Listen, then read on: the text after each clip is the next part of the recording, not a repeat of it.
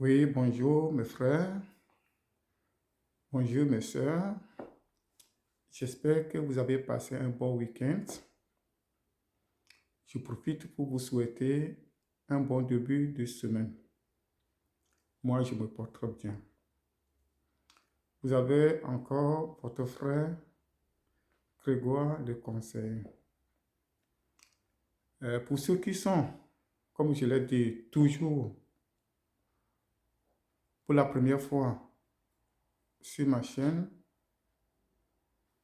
je vous prierai de vous abonner, de faire vos commentaires pour en profiter de mes conseils de chaque semaine.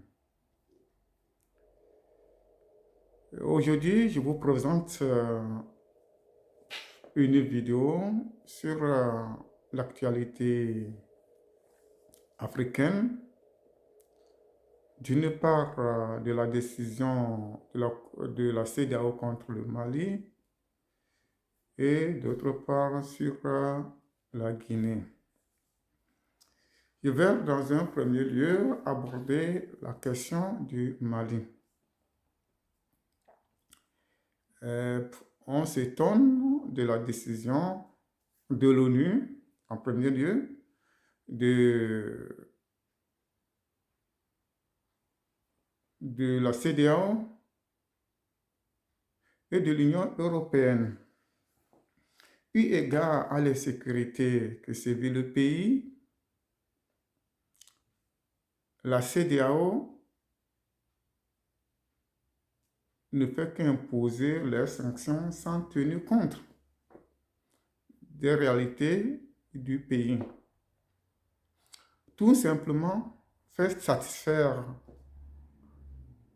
la France, qui s'explique par cette élection. Une fois que cette élection aura eu lieu, Goïta serait parti dans l'insécurité. Alors, la même CEDEAO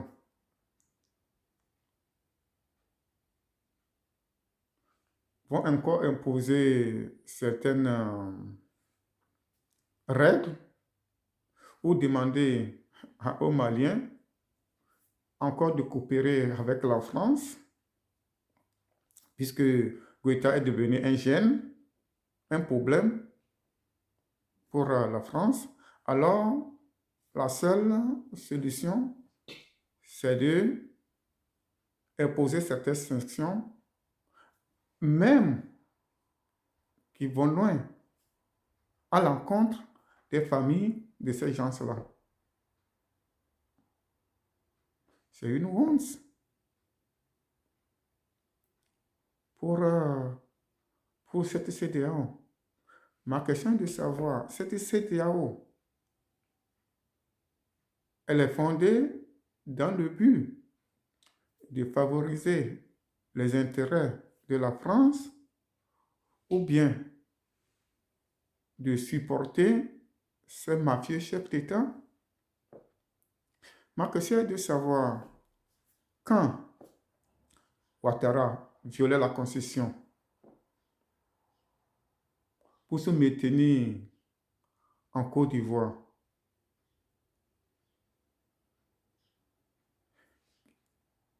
Où était la CEDEAO? Tout le monde avait vu.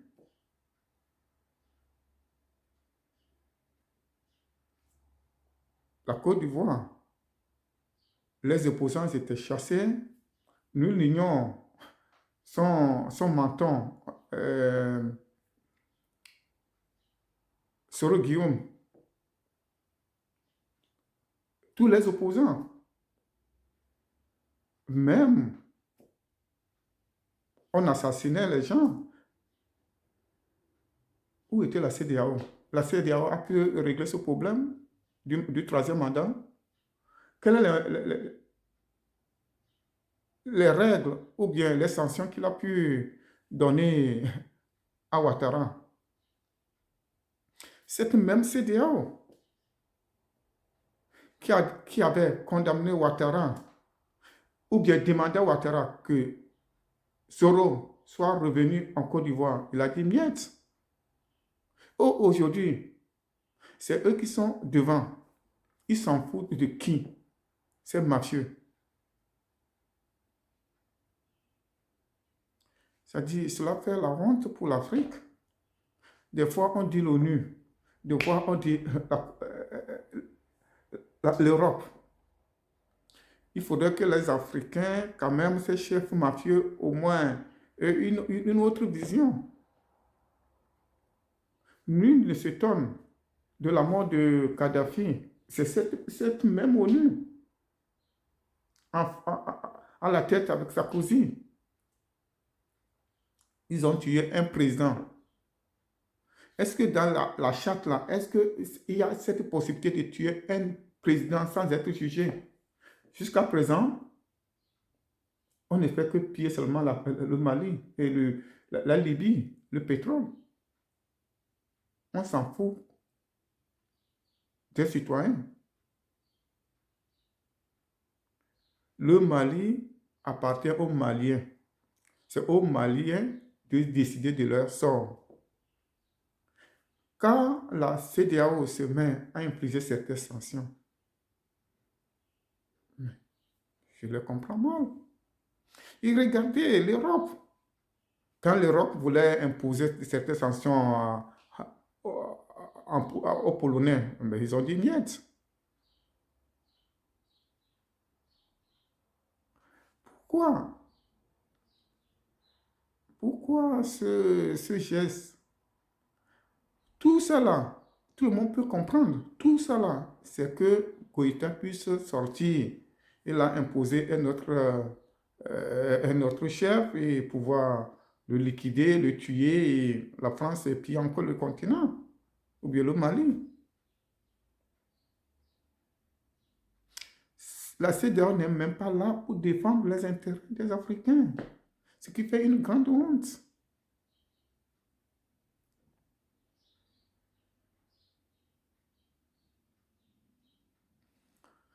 Je vais aussi aborder le cas guinéen où cette raconte au Ghana, il demande la libération simple d'Alpha Condé, ce qui est inacceptable. Il se fout de qui cette CEDEAO? Quand Alpha Condé tuait les gens, enfermait les opposants, maltraitait les gens dans la rue, où était cette CEDEAO? Qu'est-ce qu'il a pu faire?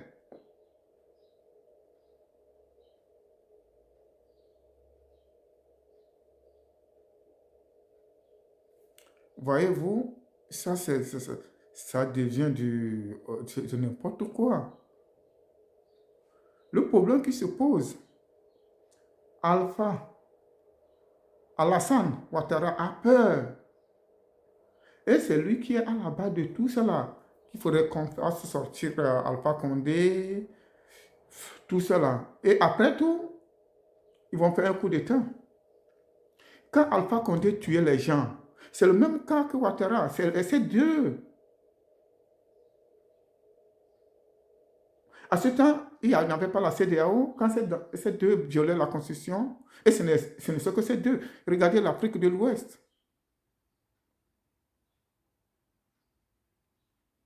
Quel fut l'acte de la CEDEAO face à ce genre de tripéage?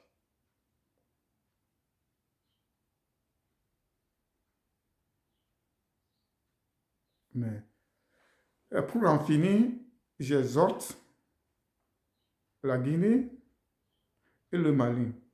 Le Mali appartient aux Maliens, la Guinée appartient aux Guinéens. Il faudrait que ces deux pays soient sereins. Aujourd'hui, si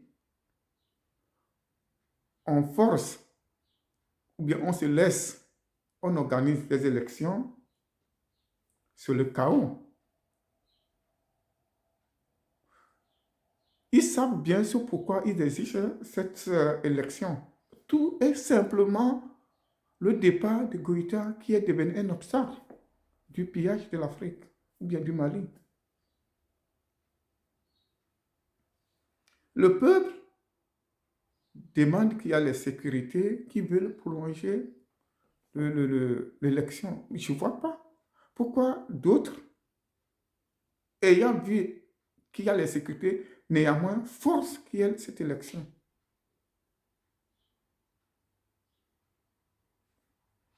Même le cas du Guinée. Comment donner des sanctions ou bien demander la liberté de quelqu'un qui n'a pas pu, qui a pu violer la Constitution? C'est plus pire que ce qu'on nous dénonce un coup d'État. C'est un coup d'État constitutionnel. Et quelle fut la réaction de la CEDEAO?